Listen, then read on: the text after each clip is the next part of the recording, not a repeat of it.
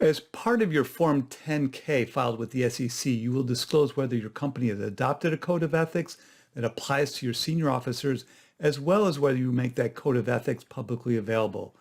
Today on Zippy Point.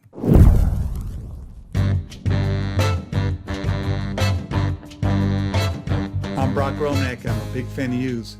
Before I bring on our guest to explain further what these codes of ethics are all about and how to provide this disclosure in more detail, let's run down some of the basics. Item 10 in Part 3 of Form 10-K refers to Item 406 of Regulation SK, and Item 406 elicits this code of ethics disclosure. The 10-K disclosure typically is pretty simple, a single paragraph or two, and the disclosure is not required in the proxy, just the 10-K, but sometimes companies place some kind of disclosure in both. Who is covered? Item 406A states the code should cover your principal executive officer, principal financial officer, principal accounting officer, or controller, or persons performing similar functions. The code can be principle-based. Under Item 406B, the SEC provides companies with quite a bit of flexibility by setting forth general principles at a code of ethics for senior officers, what they should address. The term code of ethics is defined as written standards that are reasonably designed to deter wrongdoing and to promote these 5 things: honest and ethical conduct, full reporting, compliance with the law, prompt internal reporting of violations, and accountability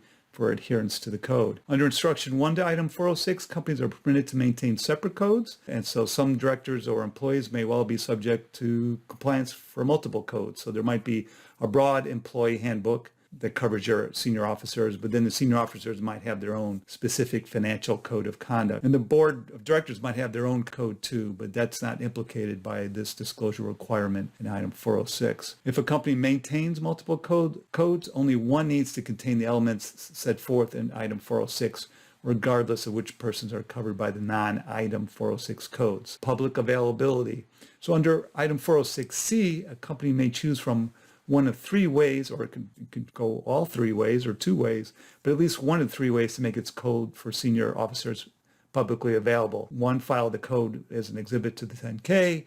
2, post the code on the corporate IR webpage and disclose the URL in the 10-K, or disclose in the 10-K that the company will provide a copy of the code to any person without charge upon request. Under Instruction 1 to Item 406, if a company has a broad code that covers topics or persons beyond 406 requirements, and need only share that portion that is implicated by 406 via whatever of these 3 methods it chooses. You must file a Form 8-K under Item 5.05 to properly disclose any amendments to your code, as well as any waivers to your code. Waivers is a big deal. So see my separate vid guide on that type of Form 8-K, a link to which is beneath this video. So let's parse a few examples. Microsoft in its 10-K states that it provides its code on its IR webpage. Here's that disclosure, and then this is what the code looks like online at that URL. In its proxy, Microsoft also discloses that it has 2 codes in the section about governance and our board of directors, and it provides the URL where the codes are available. So Microsoft has decided to make this disclosure explicitly in both its 10-K and its proxy statement. In comparison, here you have this Delta that it's made its disclosure in its proxy instead. Its governance section here, and then note that Delta's 10-K just makes a cross-reference to the proxy. Delta then has a governance document section on its IR webpage. Notes that it has a list of its documents, and among those are its single code. For companies listed on the New York Stock Exchange or NASDAQ, they have listing standard obligations to maintain a code and report amendments and waivers. And you'll hear more about that in a moment. Our guests today are Allison Handy, a partner of Perkins, Coie, and Shannon Cartales, senior lead counsel of Zillow, both in Seattle, Washington, one of my favorite places. I'm Brock Romanek, today on Zippy Point. Quick Zips by Zippy Point. Quick and dirty. So Allison and Shannon, the code of ethics, a topic that's not discussed at conferences at all anymore. It's probably been 15 years since this topic was discussed, but I think it's as important as ever. I mean, ethics is always going to be important, right? Until you die, and then ethics don't matter, I guess. But maybe in the afterlife, there is still ethical requirements. We'll find out soon enough, I suppose. So the first question, Allison, is do companies typically adopt codes broader than what Item 406B requires? Yeah, I think in my experience, they normally do. And part of it goes to what you were just talking about. There's always ethics. There are plenty of topics to go into a code of ethics. Um, I'll say, one of the reasons companies sort of take what's required by 406B and then put it into something broader is because the stock exchanges require, a more broad code, and we'll get to that in a few minutes. But in general, it's also just a useful place to kind of highlight a lot of different policies. You can kind of point to some more specific procedures and things that you have, but it's a good place to just kind of put everything in a real user-friendly way for employees and officers. Yeah, Zillow maintains a separate code of conduct that applies generally to all of our officers, employees, and directors. And then in addition to that, we maintain an employee handbook that applies to all of our employees. And I think agree with what Allison said, that for Zillow, the code of conduct provides kind of a nice high-level overview of our various corporate policies. But then we supplement that with things like our employee handbook and other internal policies that tend to provide a little bit more granularity and process, which can be helpful for specific use cases like our insider trading policy or conflicts of interest. Yeah, it's funny how all these policies end up tying together, and each company has their own way of keeping track. But personally, when I was in-house, you're always looking at one policy at a time, and sometimes you forget to look across all of them. They get reviewed at different times, depending on, usually something comes up that makes you look at them and they're like, oh, we haven't looked at this in a while. So Allison, you mentioned stock exchange requirements. Can you talk a little bit about what the NYSE and Nasdaq requires with codes of ethics? So both New York Stock Exchange and NASDAQ have a requirement that a company adopt a code of ethics. And for both of those exchanges, it's a code that needs to apply to all directors, officers, and employees. So right there, it's broader than what's required under 406B.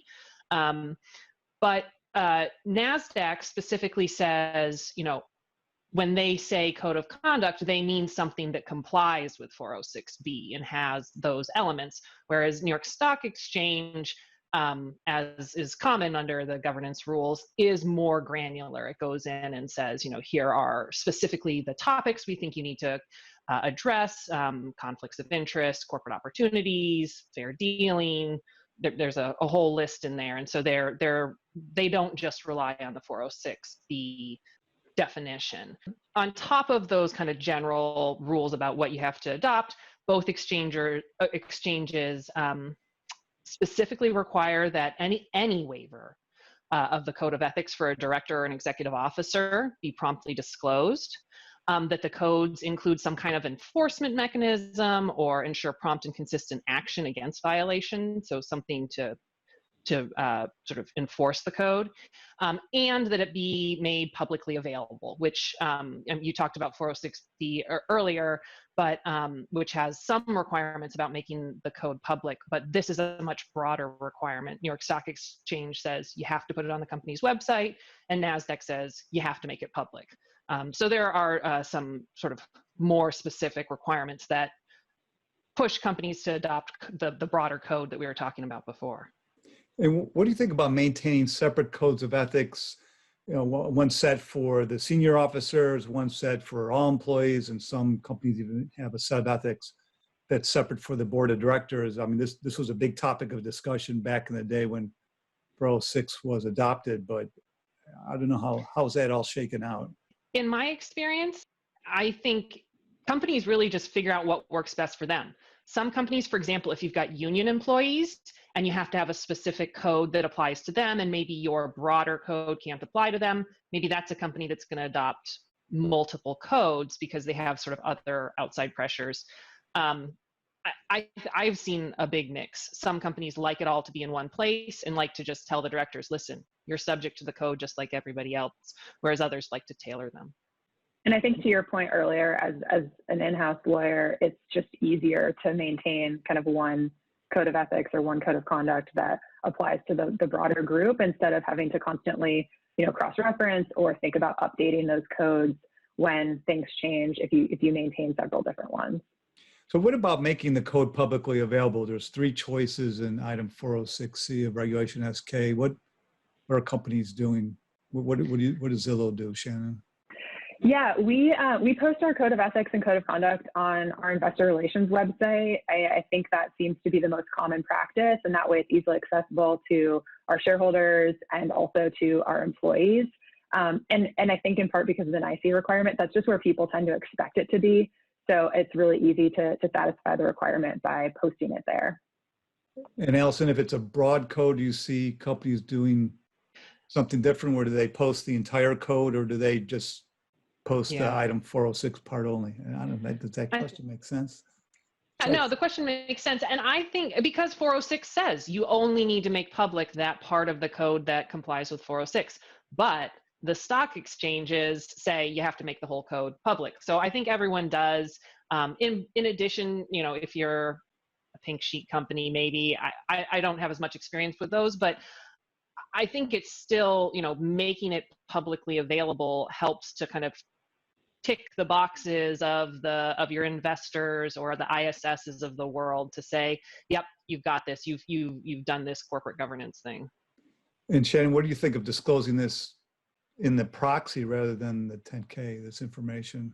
Yeah, we disclose information about our codes in both places. I think the 10K disclosure is pretty straightforward, whereas in the proxy statement, you're already talking about your corporate governance practices and the policies that support those practices. So it just makes sense to also incorporate disclosure there about the codes. And I think it's useful for investors that are interested in, you know, your corporate governance practices to be able to find that information all in one place. So we provide it in both places. Yeah, and I'll add just a technical point here. So, you know, the code of ethics disclosure requirement in the 10K, it's in part 3. So just like most of that other part 3 stuff, you can incorporate it by reference to your proxy statement. But 8K, the 8K requirement that we're going to talk about, I think, shortly, about disclosing waivers, it has an option that says if you want to do it on your website instead of making disclosures about waivers in an 8K, you can do that, but only if you have disclosed in your most recently filed annual report your website address and the intention to do this.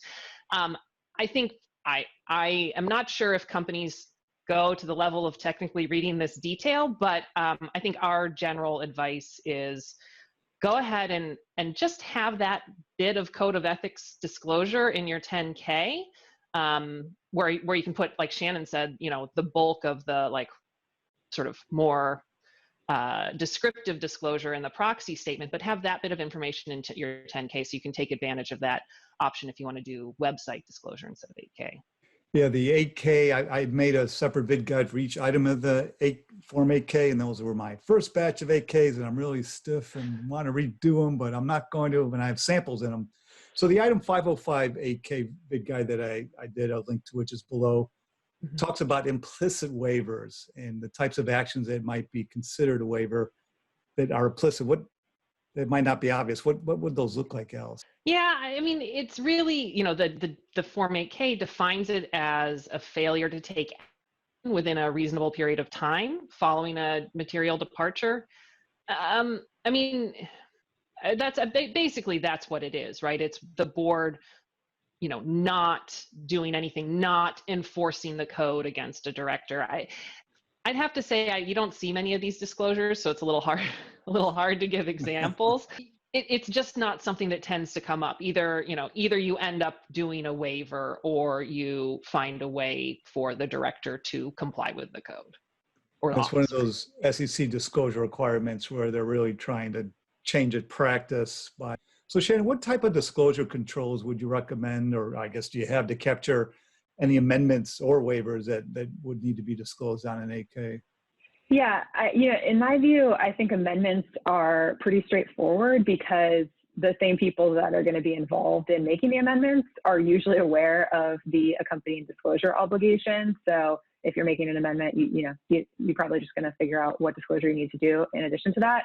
Waivers are a little bit more complicated, and I think this is for any policy where you need to be able to mind and enforce the policy.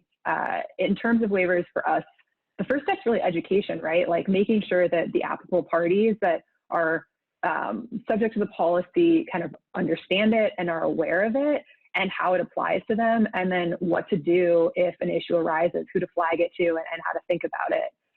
So we provide education in a lot of different ways for all of our different policies, but in this case, one thing we do when we onboard new executives, officers, or directors is we have a training that the legal department puts them through that gives an overview of a lot of things, including our policies, the issues that they need to be aware of, and what to do if an issue should arise under those policies to help, make them aware of the requirements, how they apply at Zillow, and what to do at Zillow.